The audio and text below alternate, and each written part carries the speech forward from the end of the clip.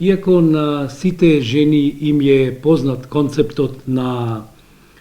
биолошкиот часовник, односно дека после 35-та година оплодниот потенцијал кај жените се намалува, очигледно е дека денес имаме се поголем број на жени кои што станале мајки после 35-та година. Со развојот на новата технологија репродуктивна, со воведувањето на инвитро постапките, се чини дека тој часовник ја губи својата важност, односно ни 35-та година не е повеќе граница, така да денеска еве сведоци сме на породување на жени после 40-тите години, па еве имаме и примери на породување на жени после 50-тите години. Инаку бременоста во подминатите години е ризична бременост. Тоа е ризична бременост заради тоа што во ризик е и мајката и плодот. Иако има своји бенефити и предности, има одредени потешкоти и компликации и од медицински аспект нас она што не интересира и заинтригира се компликациите. Значи, во подминати години имаме мајчини компликации, имаме и компликации кај новороденото. Мајката може да добие во текот на носењето на плодот висок притисок, може да добие гестацијски диабетес, кај новороденото може да имаме зголемен ризик за хромозомски аномалии, исто така може да имаме дефекти неуролошки, некогаш се, односно чести се предвремените породувања и некогаш може да имаме компликации психомоторни со покасни секвели. Но како и да е, иако е ова ризична бременост, сепак желбата на мајката, нивната храброст да донесат една важна одлука во нивниот живот е многу значења и тоа значи дека нивната последна желба да бидат бремени им станува реалност и покрај сите тие ризици што ги носи бременоста после особено 50-тите години. Инаку бременоста во овие години е тема за дискусија и предмет за дискусија и се отварале многу дебати, меѓутоа она што е карактеристично е тоа што се уште во различни земји е различно регулирана бременоста после 50-тите години, односно начинот на зачнување после 50-тите години. Нема доволно статистички податоци за успешноста на инвитро оплодувањето, за успешно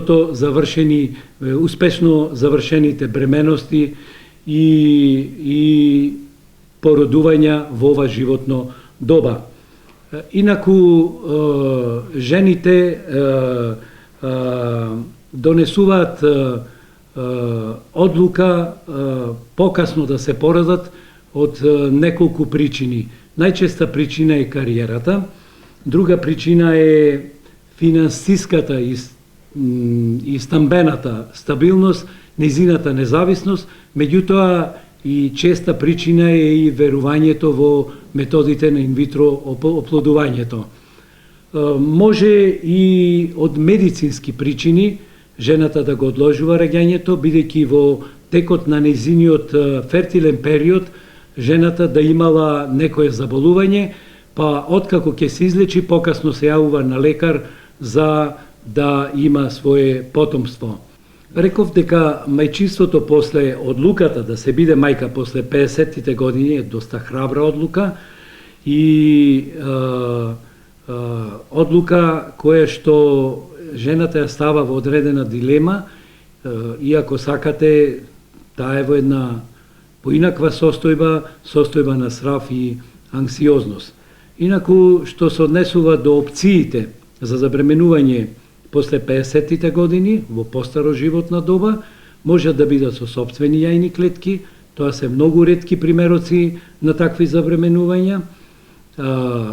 Забременување со криопрезервирани замрзнати јајни клетки, кога жената ги замрзнала нејзините јајни клетки во нејзините млади години, а потоа правиме одмрзнување и ембриотрансфер во покасните години и најчесто забременување е со донирани јајни клетки. И затоа бележиме доста брз тренд и пораз на таквите жени кои што остваруваат потомство после 50-тите години, особено со донирани јајни клетки, кога се земаат јајни клетки од помлади жени.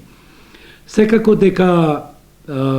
ова представува еден огромен и голем предизвик за нас, за тимот кој што ја работи ова работа, за нас лекарите, за биолозите, за медицинските сестри, самите и за мајката, нормално и за мајката, бидејќи сите ние сакаме да имаме во тие години породување, нормално породување кај жената, кога сакаме да бенефитот да биде од двете страни, да имаме здрава мајка со здраво новородено. Инаку приказните за успешен и среќен крај на бременоста кај жените во поодминатите години, особено после 50-тите години, тоа она што ни го прави нашиот животен позив да некако поинаков, и ние сме на тоа поносни и имаме за тоа одредена сатисфакција и глорификација. Во текот на нашата пракса имаме многу примери на забременување на жени после 40-тите години, од 45 до 50 години, меѓутоа имаме малку примери, како и во литература и во цел свет, на забременување на жени после 50-тите години. Ќе ги наведам сите 5 наши примери, од кои што имавме 3 успешно донесени бременности со здрави новороденчиња, кај една жена, за жал, раѓањето имавме предвремено породување со загрозеност на плодовите во 25-та и 26-та недела, заради тоа што мајката доби хипертензивна криза и мораше раѓањето да заврши, плодовите не преживеа и во моментот имаме жена која што има 49 години, сега е во 36-та гестацијска недела, очекуваме овој месец да се породи. Кај пациентките во поодминати години, после 50-тите години, сакам да запамтат сите мајки, односно идните мајки, сите кои што планираат потомство во покасните нивни години, да им кажам дека процентот на успешност на инвитро постапките е многу помал во однос на жените од помладата популација. Затоа апелирам првенствено да размислуваат за мајчинството, а кариерата и другите причини да ги остават покасно.